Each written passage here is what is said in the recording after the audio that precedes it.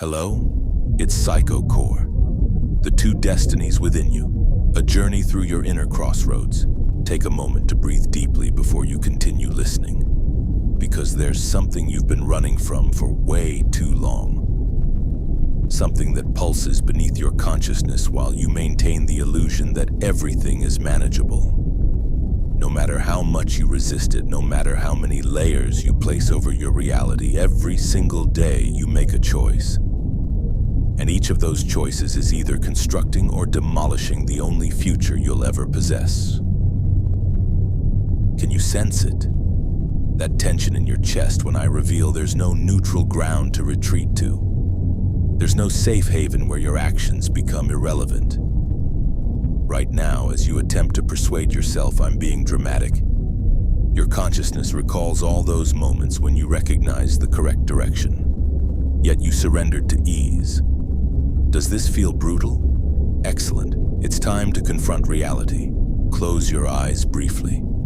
Picture everything you avoid, everything you delay, everything you pretend has no impact on you gathering in a shadowy chamber within your mind.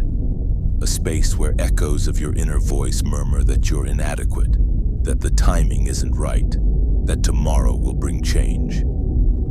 Do you hear it? That voice maintaining your lukewarm existence, comforting you with justifications while slowly extinguishing who you once aspired to become. Nobody else can access that place. Nobody will rescue you from that obscurity. The most devastating part is your belief that nothing is occurring, that you can defer it indefinitely, that somehow existence will embrace you warmly when you finally decide to rise. But there's something they never reveal to you. Every automatic choice you make is like creating a small fissure in your foundation. Today, it's a minor decision. Remaining in bed 15 minutes longer, staying quiet when you should voice your thoughts, pretending indifference. Tomorrow, that crack becomes a void that consumes your confidence and resolve. And someday, you'll awaken questioning why nothing you accomplish satisfies you, why everything feels like an empty reflection of what you imagined living would be. Do you want to understand why you're drifting from your own capabilities? Because the comfortable route has a cost you were never taught to measure. It robs your opportunity to feel truly alive. Meanwhile, that alternative path, the one you nearly always dismiss, the one demanding you confront your anxieties, your mental frameworks, your deepest fears, is the only one capable of transforming you. Perhaps right now your pulse is quickening because you recognize the truth in my words. Because even as you try to conceal it, somewhere deep inside, you know you've been nourishing the part of yourself that accepts mere survival for far too long. Now I want you to envision something different. Imagine standing at a junction in the darkness. Two routes extend before you. One is illuminated by gentle lights inviting you to rest, to pause momentarily, to abandon your obligations. It offers instant tranquility. It suggests that surrendering for just one more day is acceptable. The other path is shrouded in darkness. You can barely make out the terrain. It's quiet, disturbing, unsettling. But if you focus, if you ignore comfort's whisper, you'll notice something within you pulsing powerfully when you gaze toward that darkness. Because deep within you know it. There lies your liberation. There lies your development. There lies the version of you that doesn't flee. Most select the illuminated path because it's simpler to deny their own cowardice than to acknowledge that every misstep is intentional. You determine daily whether to be merely another who vanishes among excuses or to become someone who dares to face their own shadow and advance regardless. Does it frighten you? Good. That indicates you're on the correct path. Fear signals you're approaching territory where transformation is possible. If you don't tremble slightly, if you don't feel unsteady, it's because you keep selecting the gradual death of comfort. Perhaps right now you want to look elsewhere to distract yourself with anything so these words don't penetrate you. But before you do, answer something. How much longer will you remain at the threshold of your own existence?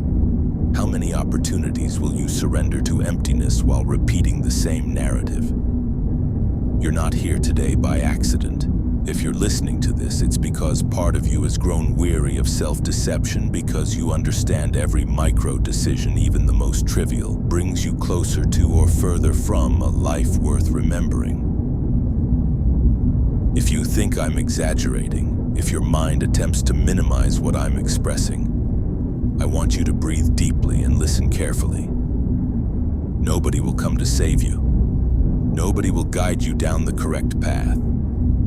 Nobody will applaud when you choose difficulty, because genuine well-being, authentic growth have no audience. You either construct it in silence or become another walking corpse pretending to be fine while your soul decays with resignation. The moment to decide isn't tomorrow. It's not when you have less stress or when life becomes easier. The moment is now, while your heart beats, while you still feel that tingling at your neck's base, when you hear you have less time remaining than you believe, because that's another uncomfortable truth you'd rather ignore. Everything you don't resolve today becomes an unbearable weight tomorrow. Even if you continue deceiving yourself, eventually the bill arrives. Then you'll understand that every delayed choice is a brick in the prison you're constructing for yourself. Don't believe me if you choose not to. Keep existing in that middle ground you think exists. Keep dulling your conscience with meaningless entertainment and elaborate justifications. But remember this: every passing moment tips the scales to one side. When you finally dare to open your eyes, you may discover you've already crossed the threshold into the void without realizing it. Do you feel it? That chill ascending your spine isn't coincidental. It's the sign that you've just heard something you cannot ignore, because now you know there's no return. Either you decide to confront your own cowardice directly and take action, or you resign yourself to becoming a nameless memory, a biography written with excuses. Now that you've felt that chill, I want you to remain with me a little longer, because we haven't yet touched the deepest root of all this. I'll tell you something almost nobody dares to admit. Most decisions you make don't originate from your conscious will. They're conditioned reflexes, automatic responses you've inherited from years of fear, trauma, family expectations, and defeats you never fully processed. Consider this. How many times have you felt you were going to transform your life once and for all? How many promises did you make to yourself in silence with clenched teeth and a burning heart? Yet days later, you were exactly in the same place. Do you know why that occurs? Because there's a mechanism much more powerful than your fleeting enthusiasm. Your identity. What you believe yourself to be deep inside. If your identity is woven with threads of self-pity, with the belief that you're insufficient, that you don't deserve a complete life, then no matter how motivated you are temporarily, you'll return like a dog tied to its chain to the same corner where you always hide. That's why I want you to breathe slowly and listen carefully. Your decisions aren't just logical choices, they're rituals that confirm who you are. Every time you choose the easy way, every time you yield to immediate impulse, you're repeating the same prayer to yourself. I am weak, I am small, I am incapable. And the more you repeat it, the more it becomes your reality. It doesn't matter that your reason knows it's false. It doesn't matter that you tell yourself you'll do better tomorrow. The human mind doesn't obey what you think superficially. It obeys what you reinforce with your actions. That's why I ask you, what identity are you feeding today? Because neutrality doesn't exist. Innocent rest doesn't exist. Every gesture, every delay, every concession to your fear is another brick in building that diminished self that keeps you trapped. And there's more. Something perhaps nobody has clearly explained to you. Your body remembers too. Your body knows when you're escaping. It knows when you're postponing. The more time you spend ignoring those signals, the more your mind disconnects from your biology. That's the real trap. When your body and mind stop working together, you start feeling that vague sensation that nothing makes sense, that nothing matters because everything feels like a labyrinth with no exit. Then you convince yourself the only option is to surrender little by little. But don't deceive yourself. The emptiness you feel isn't inevitable. It's the symptom that you've been a stranger in your own existence for too long. Emotional well-being and balance aren't things that appear just because one day you feel like being happy.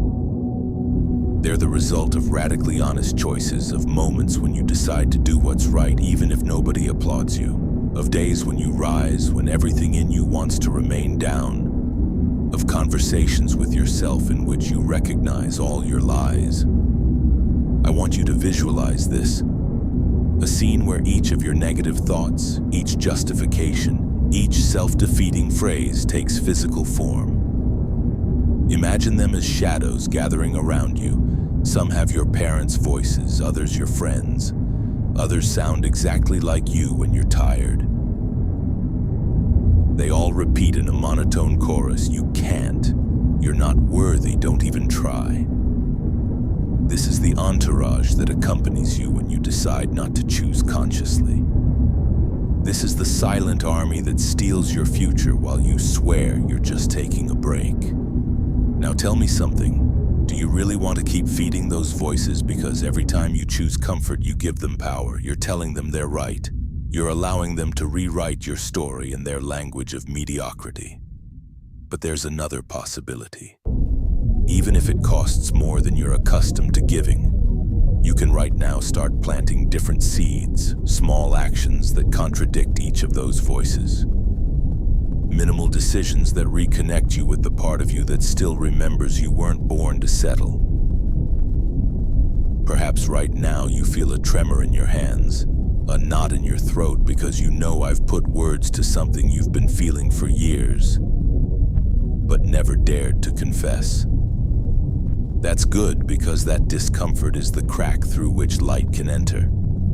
As long as you stay numb, as long as you keep convincing yourself everything is fine when really you're rotting inside, nothing will change. Discomfort is your ally. It's the compass that shows you that finally you're starting to look where you always glanced sideways. Now I want you to think about something you never seriously considered before.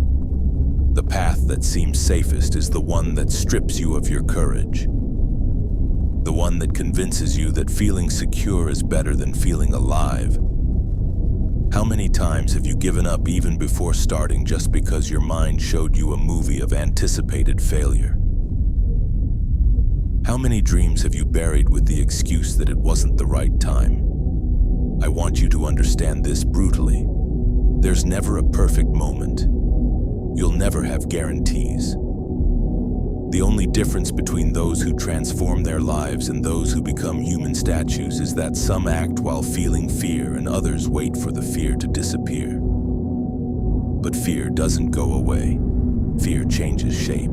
At first, it shows up as anxiety, then as fatigue, then as a reasonable voice telling you it's better not to take risks. If you listen to it long enough, it ends up becoming your identity. That's when you start dying. Not all at once, but in small silences, in postponed decisions, in dreams that wither without anyone mourning them. That's why if today you want to escape that cycle, you'll have to do something that seems contradictory. Embrace the vertigo. Recognize that uncertainty isn't your enemy, but your only chance for redemption. Because as long as you keep waiting for a future to come rescue you, you'll remain the docile prisoner who gives away their power to the same patterns that destroy them. So look at yourself with brutal honesty. Think about all those times you were about to choose the uncomfortable path and ended up convincing yourself it wasn't necessary. Think about everything you've lost by choosing what seemed easier. Ask yourself, what would have been different if you had endured the discomfort a little longer? If you can answer without running away, If you can hold that question without justifying yourself, you're closer than you think to reclaiming your life. Because everything starts at that moment you decide to face what you've always feared. Without adornments, without lies, without applause, just you and the truth you've avoided for too long. That truth, no matter how much it hurts, is the only real seed of your freedom. While you hold that question burning inside, while you allow yourself to see without blinking everything you've given to fear, I want you to contemplate another idea rarely mentioned. Most people don't even suspect that their mind betrays them subtly, not with big obvious sabotages, but with small manipulations disguised as logic. Because your mind doesn't always want your well-being, it wants your survival. And survival by nature is conservative, fearful, addicted to routine. Think about this. Your brain is programmed to save energy, to not expose you to the unknown, to protect you from any possible emotional injury.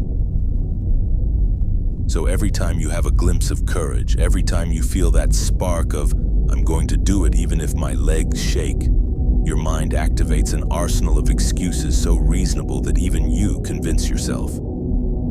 Today, I don't have enough information. Better wait until the right moment. First, I need to feel safer. These are phrases that sound smart, that seem like the speech of someone responsible, but they're exactly the reason you remain stuck. I want you to observe something carefully.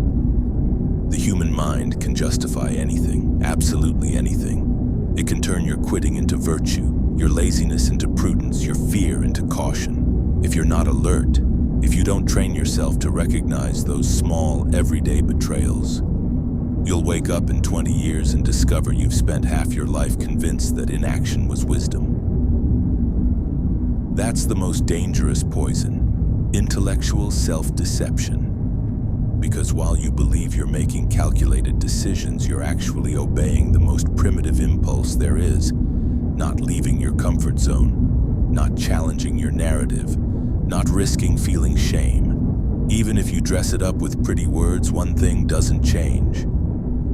Nothing that doesn't make you uncomfortable transforms you. So ask yourself with brutal honesty, how many times have you told yourself the story that I'm already fine like this? How many times have you repeated that I don't need more? Do you really believe that voice comes from fullness? Or is it simply your mind's most sophisticated way of making sure you don't grow? Because growth, real growth, never comes wrapped in calm.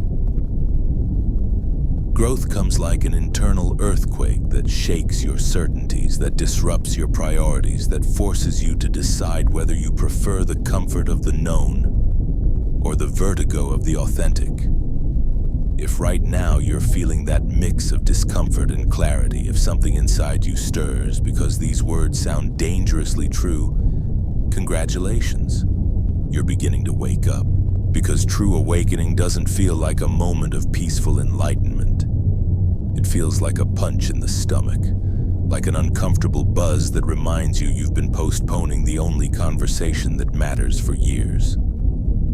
The one you have with yourself. I want you to imagine an extreme scenario. Imagine you're told you have 12 months left to live, not a day more. You can't negotiate that date. How much time would you spend justifying your fears? How much would you care about the opinion of those who never dared to live with courage? How many more days would you waste feeding the fantasy that someday magically you'll be ready? Do you see? When you remove the illusion of infinite time, all excuses crumble. The awareness of your finitude is the antidote to lethargy. Because nobody who knows they're dying keeps pretending that what's important can wait. The problem is you believe you're immortal. Not literally, but psychologically. You behave as if life will give you unlimited opportunities. As if you can keep rejecting every invitation to change without consequences. I tell you bluntly, that's a lie. Every day you decide to postpone, every comfortable choice you make, every promise you break with yourself is one less day you'll have to prove what you're capable of. Even if now you think I'm exaggerating, The moment will come when you remember this warning and shiver, realizing it was true. Because no matter how much you distract yourself, how much you work, how much you smile, deep down you always know when you're betraying your potential. Here I want to take you to a place most avoid: radical responsibility. Not partial responsibility, the kind you assume when it's comfortable and makes you feel virtuous. I'm talking about recognizing without anesthesia that everything you've allowed, everything you've accepted, everything you've tolerated has brought you exactly here. Even your inaction is a decision. Even your silence is a vote in favor of your own mediocrity. Radical responsibility is like a mirror that doesn't distort. It doesn't let you justify yourself. It doesn't allow you to hide in victimhood. It's uncomfortable. It's brutal. But it's the only way out. Because as long as you're convinced your circumstances have more power than your choices, you'll always have a lifeline to do nothing. You'll always be able to say it's not your fault, that life is unfair, that luck was never on your side. But if you have the courage to look at that mirror without looking away, you'll discover something terrifying and liberating at the same time. That everything can change the day you decide to stop betraying yourself. Perhaps you think that sounds too simple.